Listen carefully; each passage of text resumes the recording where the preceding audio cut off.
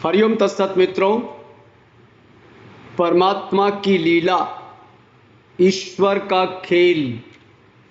सामान्यतः तो हम ये मानते हैं जो अस्तित्व में घट रहा है, जैसे हमारे यहाँ पृथ्वी पर 3 ऋतुएं विशेष तौर से सर्दी, गर्मी, वर्षा, इन 12 महीनों को 3 ऋतुओं में बांट करके हम देख सकते हैं कि 3 ऋतुएं अलग अलग है।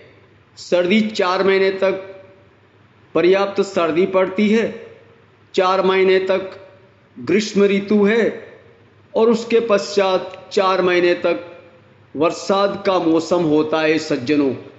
अर्थात ये परमात्मा की लीला कहें, ये तो भारतीय मनीषा का शब्द है सज्जनों। अन्यथा हम इसे ये कह सकते हैं प्रकृति का क्रम। बरसात होती है, फिर बरसात होने के कारण से वनस्पतियां उग जाती है सज्जनों। वनस्पतियां उग करके फिर वनस्पतियां बड़ी हो जाती है, पेड़ बन जाती है, फल लगते हैं, बीज लगते हैं और वही बीज पुनः उग जाते हैं सज्जनों। और इसी तरह से ये जो समुद्र है, समुद्र के अंदर जीवों का प्रथम प्रारंभ कहना चाहिए, उद्भव कहना चाहिए।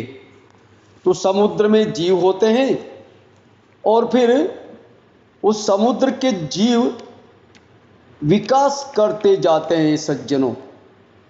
तो निवेदन कर देना चाहता हूँ, ये जो हमारे सुप्रसिद्ध वैज्ञानिक डार्विन जी ने विस्तृत अध्ययन करके इस संपूर्ण हमारी पृथ्वी पर विशेष तौर से अस्तित्व को मैं अभी बीच में नहीं लूँगा, तो जीवों का विकास हुआ। तो जीवों का विकास क्रम से और उसके पश्चात विकसित होकर के जीव अंतिम जीव बना मानव। तो सज्जनों, सबसे पहले विज्ञान के अनुसार जल के अंदर एक कोशीय जीव, अमीबा कहते हैं उसको। उसके पश्चात बहुकोशीय जीव हुए, फिर मछली हुई, फिर मेंढक हुए, फिर कछुआ हुआ। ऐसे क्रम से विकास होता गया। विकास का क्या मतलब है मेरा? डार्विन जी ने पता लगाया कि ऐसा विकास होता है। भारतीय मनीषा ने बताया कि विकास होता है, पहले एक कोशीय जीव होता है और फिर वही एक कोशीय जीव अपना विकास करके मछली बन जाता है। मछली बनने के पश्चात एक दूसरी दिशा प्रारंभ होती है सज्जनों। मछली अंडे देती है और मछली अंडे देकर के अपने जैसा ही जीव पैदा उसमें हो जाता है। तो निवेदन कर देना चाहता हूं कि ये क्या क्रम है। विज्ञान की बात तो अपन करेंगे, इस साथ साथ कर रहे हैं। भारतीय मनीषा की जो बात है वो विस्तृत है, सटीक है सज्जनों। योग ने इस मानव जीव के विकास को या जीव के जन्म को, तो मानिएगा जीव का जन्म होने से पहले क्या हुआ, तो इसको पंच महाभूत के नाम से जाना जाता है। सामान्यतः भारतीय मनीषा ने कहा पंच महाभूत का मतलब है सर्वप्रथम जिसे हम कहते हैं अग्नि। आग का गोला था हमारा सूर्य, तो आग का गोला था, तो उसमें जो द्रव्य जल रहे थे वो थी सज्जनों गैस है। अर्थात गैस सबसे प्रथम मानी जाती है और उन गैसों में से कुछ गैसें आपस में मिलकर के और जलने लग जाती है, आग बन जाती है सज्जनों। तो ये सबसे पहला महाभूत है अग्नि।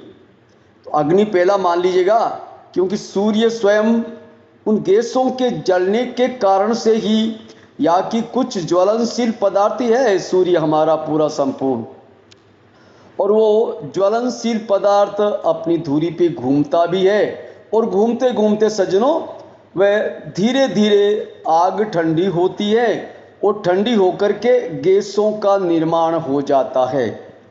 इसमें सभी है हमारी hydrogen, oxygen, carbon dioxide, helium, neon, organ, ऐसे विविध प्रकार की गैसें बन जाती है। विविध प्रकार की गैसें कैसे करके बन जाती सज्जनों, तो अपन ने पहले वाले वीडियो में कहा था, वही मतलब अणु का विकास हो जाता है। अणु का विकास का मतलब क्या होता है, जैसे मैंने आपसे निवेदन किया था, एक माइनस ऊर्जा के कण एक माइनस का एक प्लस का केंद्र बनाते हैं और दूसरे जो इलेक्ट्रॉन्स उसके चारों ओर घूमते हैं। ऐसे करके किसी में 10 इलेक्ट्रॉन्स घूमते हैं, किसी में 15 घूमते हैं, किसी से ऐसे विविध गैसें बन जाती है। और विविध गैसें बनने के पश्चात दूसरा क्रम प्रारंभ हो जाता है, जैसे हाइड्रोजन और ऑक्सीजन H2O। ये सामान्यतः हम इसको हाइड्रोजन के 2 अणु और ऑक्सीजन का 1 अणु ये मिलकर के पानी बन जाता है। तो ये जो पानी बन गया ये पंचमहाभूतों का तीसरा, पहला तो हुआ हमारी अग्नि के बाद गैसीय पदार्थ और उसके पश्चात हो गया जल, पानी बन गया। तो ये पानी संपूर्ण पानी जो ऑक्सीजन H2O से इस नाम से इसका ये फार्मूला है, ये इसको विज्ञान की भाषा में कहते हैं यौगिक। और भारतीय मनीषा कहती है यह तृतीय महाभूत। तो पहला अग्नि महाभूत, फिर वायु महाभूत और फिर जल महाभूत है। ये जल ठंडा होकर के, निरंतर ठंडा होकर के पृथ्वी पे और बर्फ बन जाता है। बर्फ बन करके और ठंडा हो जाता है, तो समझो ये पदार्थ ऐसा जम जाता है और हमारी इस पृथ्वी का ये पृथ्वी निर्मित हो जाती है। अर्थात कहने का मतलब है वो इतना जम जाता है ठंडा होकर के पानी कि वह सारी की सारी मिट्टी में बदल जाता है सज्जनों। मिट्टी में बदल जाता है, पत्थर बदल जाता है। तो ये हुआ हमारा ये तीसरा महाभूत हुआ। और फिर चौथा महाभूत हो जाता है ये हमारी मिट्टी, पत्थर आदि। वही H2O पानी ठंडा होकर के मिट्टी में बदल जाता है। और सज्जनों ये सारी क्रिया जहाँ घटित होती है उसको भारतीय मनीषा कहती है आकाश, शून्य में घटित होती सज्जनों। तो ये हमारी पृथ्वी बन गई सज्जनों। ये पंच महाभूतों से पृथ्वी बन गई। और फिर वही क्रम है H2O, हाइड्रोजन और ऑक्सीजन ये बनते ही गए और पानी बनता गया। पानी बन करके पृथ्वी पे समुद्र निर्मित हो गए, पृथ्वी उबड़ खाबड़ हो गई। पृथ्वी में कई जगह गड्ढे हो गए और कई जगह जो द्वीप के रूप में उभर करके पृथ्वी सामने आ गई। ये सज्जनों आई ने बात समझ में हमारे, ये पृथ्वी का निर्माण हो गया। ऊर्जा से निर्माण हुआ, ऊर्जा से बना अणु। और भारतीय मनीषा या योग कहते हैं ध्वनि कण से बना वही अणु है। कोशिका, कोश बन गए सज्जनों। ऐसे करके हमारी पृथ्वी का निर्माण हो गया। और फिर ये जो क्रम है, पृथ्वी का निर्माण हो गया तो विकास कैसे करके हुआ सज्जनों। तो डार्विन जी तो ये कह देंगे कि यह बस विकास हो गया, परंतु विकास हो गया इस बात से मनुष्य बनने के पश्चात ये मनुष्य मानने को तैयार नहीं है कि मछली से मेंढक कैसे करके बना सज्जनों। इसका उत्तर भारतीय मनीषा अर्थात योग इसका उत्तर देता है। जब जीव का निर्माण हो जाता है सज्जनों, जीव का निर्माण है, अपन विस्तार से चर्चा करेंगे। धीरे धीरे आपके मन के जब प्रश्न आएंगे तो उन प्रश्नों में से उत्तर देंगे तो ज़्यादा अच्छा होता है।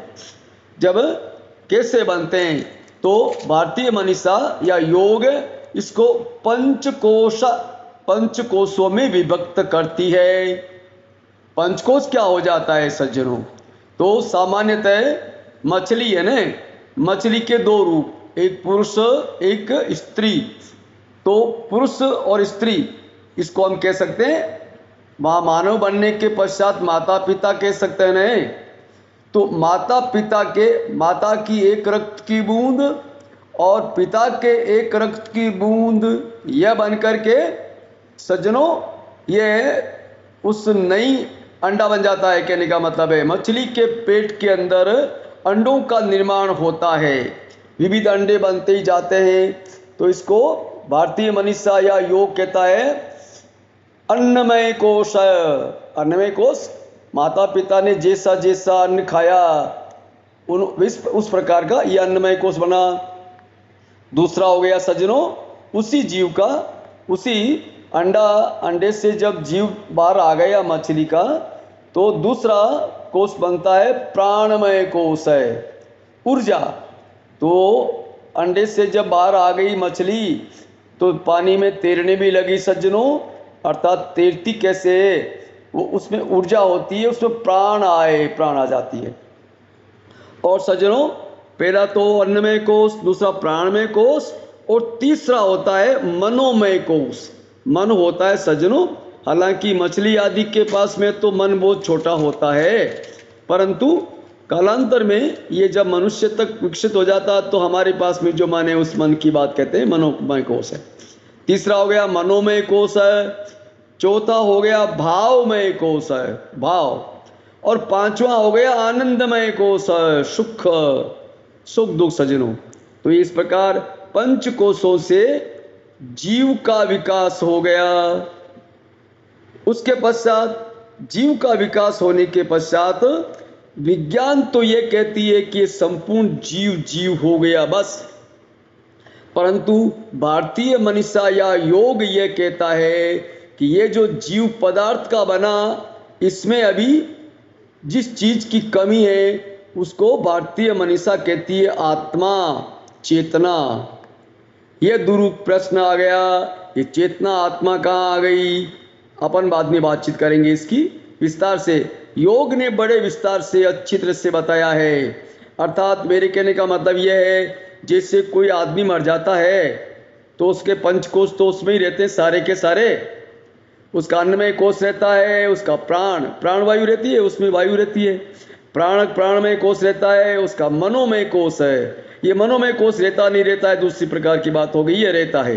और फिर भावमय कोश है, ये भी रहता है। और फिर भावमय कोश के पश्चात सज्जनों आनंदमय कोश, सुखमय कोश है, ये रहता है। कौन नहीं रहता है? तो भारतीय मनीषा कहती है कि आत्मा नहीं रहती है।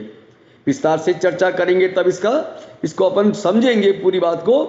हाँ, डार्विन जी ये नहीं कहेंगे, डार्विन जी तो इतिश्री कर देंगे मनुष्य का विकास हो गया।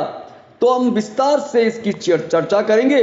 आप जब पधारेंगे, अभी कोई नहीं आया है, आप पधारेंगे प्रश्न को लेकर के, तब आपको इस बात का आनंद आएगा कि अरे हम ऐसे करके बने क्या।